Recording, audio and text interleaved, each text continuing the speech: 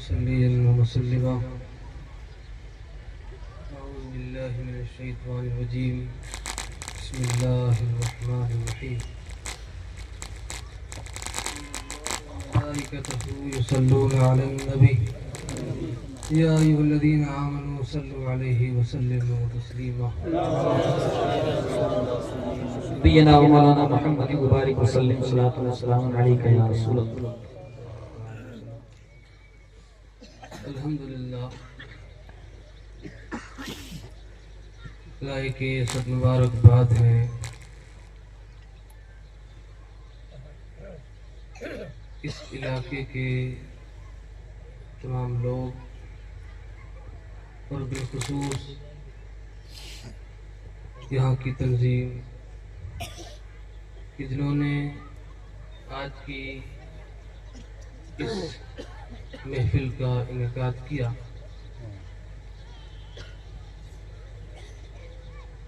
اس نے سرکار غوث اعظم اور اس نے سرکار خواجہ غریب نواز کانفرنس اصلاح معاشرہ کی اس میں یہ محفل پاک رکھی گئی.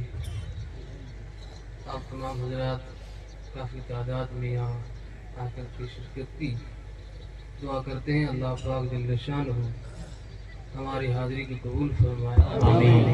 ہمارے اس محفل کو اللہ تبارک تعالیٰ جل شانہ اپنی حاضری میں قبول فرمائے.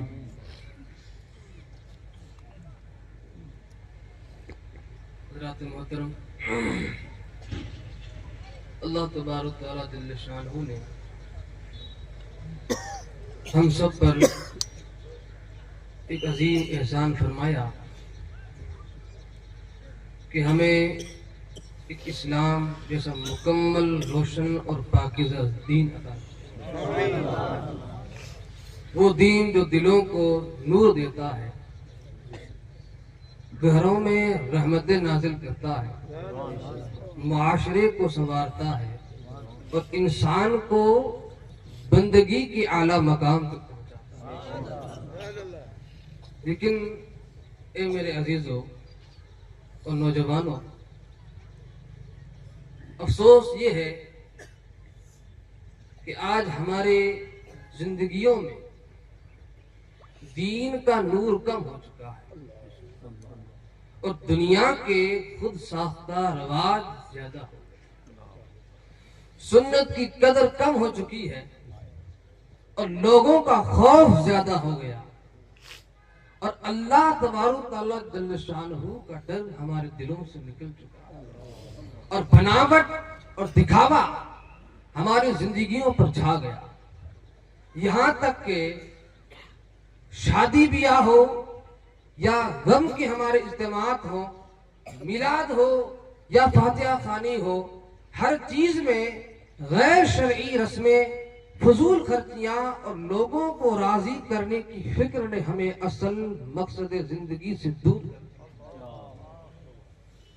اللہ تبارک تعالیٰ جل شانہ قرآن مجید میں ارشاد فرماتا ہے وَأَنَّ هَذَا صِرَاطِي مُسْتَقِيمًا فَاتَّبِعُوهُ وَلَا تَتَّبِعُوا السُّبُلَ.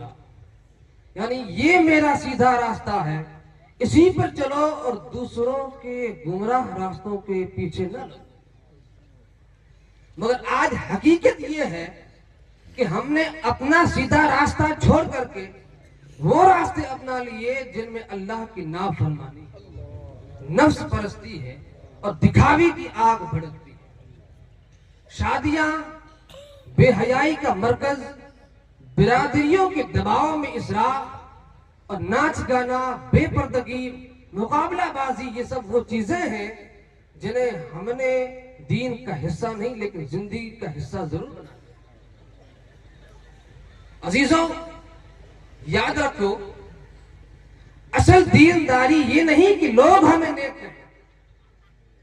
اصل دینداری تو یہ ہے کہ اللہ ہمیں نیک دیتے.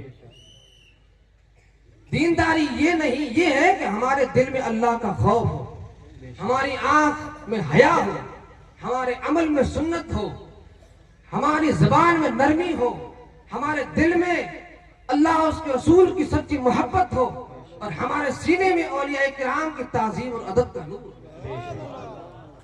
حضور آقا دو جہاں صلی اللہ تعالی علیہ وسلم نے ارشاد فرمایا اتق اللہ حیثما کنت, یعنی اللہ سے ڈرو تم جہاں بھی کہیں پر ہو. جب یہ خوف دل میں آ جاتا ہے نا تو گناہ مشکل ہو جاتا ہے, زبان جھوٹ سے رک جاتی ہے, نگاہیں پاک ہو جاتی ہیں, دل ہمارے صاف ہو جاتے ہیں اور گھروں میں برکتیں اترتی ہیں. لیکن جب خوف خدا کمزور ہو جاتا ہے نا تو پھر نماز چھوٹتی ہے, قرآن سے دوری بڑھتی ہے, موبائل ہم سے ایمان چھین لیتا ہے, راتیں گناہوں میں گزرتی ہیں اور دین دنیا کے پیچھے بھاگتے ہوئے ضائع ہو جاتا ہے. میرے دوستو, ایمان کا سب سے روشن چراغ ہے محبت مصطفیٰ صلی اللہ علیہ وسلم. جس دل میں حضور کی محبت نہیں اس دل میں کوئی نور نہیں. صحابہ کرام فرماتے ہیں کہ حضور ہمیں اپنے جان سے بھی زیادہ عزیز ہے. ایمان کا حسن رسول کی محبت سے ہے. جب حضور کی محبت سے ہمارے دل محظوظ ہوتے ہیں تو گھر میں سنتوں کی خوشبو بکھرتی ہے. پھر بندہ جو ہے نا وہ نرمی سے بات کرتا ہوا نظر آتا ہے, رحم دل بنتا نظر آتا ہے, عبادت میں لذت پاتا ہوا نظر آتا ہے اور زندگی ان سب کی نورانی بلی ہوئی نظر آتی ہے. اسی طرح دوستو اولیاء کرام کا ادب بھی ایمان کی علامت ہے. جو اولیاء کا ادب کرتے ہیں وہ دراصل اللہ اس کے رسول کا ادب کرتے ہیں. ہمارے اکابر, ہمارے مشائخ, ان کا ادب کرنا ہمارے اوپر لازم اور ضروری ہے.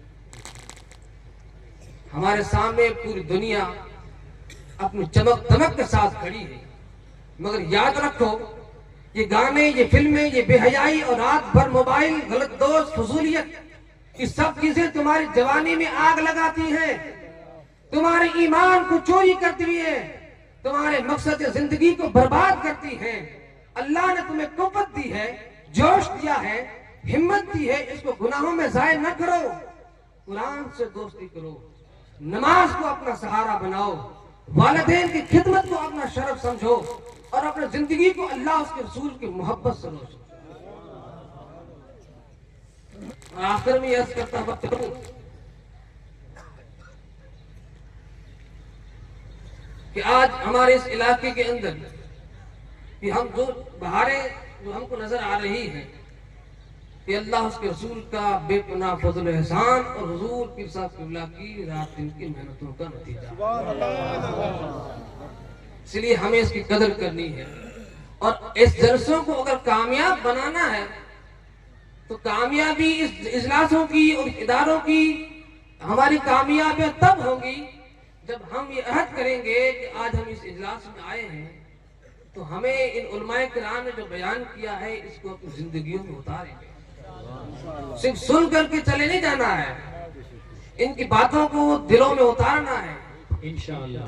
انہوں نے جو ہم کو بیان کیا ہے یہ کوئی اپنے طرف سے بیان نہیں کیا, یہ اللہ اس کے رسول کے کلام کو ہمارے سامنے رکھا ہے. شریعت مصطفیٰ صلی اللہ تعالی علیہ وسلم کے اصول و ضوابط کو ہمارے سامنے رکھا ہے. تو ہمیں چاہیے کہ ہمیں علماء کرام کی قدر کرنی چاہیے, اداروں کی قدر کرنی چاہیے اور ہمارے بچوں اور بچیوں کو دینی اور دنیاوی تعلیم سے آراستہ کرنا. السلام علیکم ورحمۃ اللہ وبرکاتہ.